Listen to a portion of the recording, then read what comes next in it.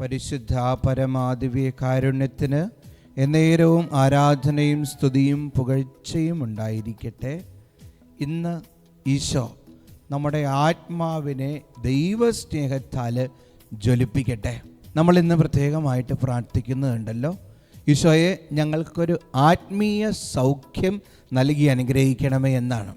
ആത്മാവിന് പിടിപെടുന്ന രോഗത്തിൻ്റെ പേരാണ് പാപം. നമ്മുടെ ആത്മാവ് ഒരു തീക്കട്ടയാണെന്ന് ചിന്തിക്കണം. എപ്പോഴാണോ പാപം നമ്മുടെ ആത്മാവാകുന്ന തീക്കട്ടയെ ഗ്രസിക്കുന്നത്, അപ്പോൾ നമ്മുടെ ആത്മാവ് വെറും ഒരു കരിക്കട്ട പോലെയായിപ്പോവും, ജ്വലനം ഉണ്ടാവത്തില്ല.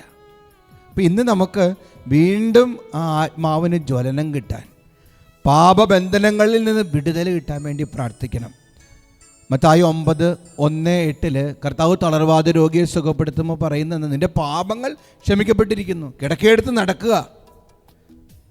പാപങ്ങൾ ക്ഷമിച്ചപ്പോൾ ശാരീരികമായ രോഗങ്ങൾ മാറി, മാനസികമായ വ്യഥകൾ മാറി.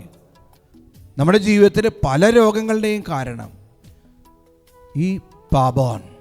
ഇന്ന് ഈശോയോട് പറയണം, ഈശോയെ എൻ്റെ ആത്മാവിലേക്ക് അങ്ങയുടെ കൃപയൊഴുക്കുക, എൻ്റെ ജീവിതത്തിൽ നിന്ന് എല്ലാ തടസ്സങ്ങളും മാറ്റ്, എല്ലാ രോഗങ്ങളിൽ നിന്ന് സൗഖ്യം താ, സർവ്വ അനുഗ്രഹങ്ങളും താ, സർവ്വ ഐശ്വര്യങ്ങളും താ.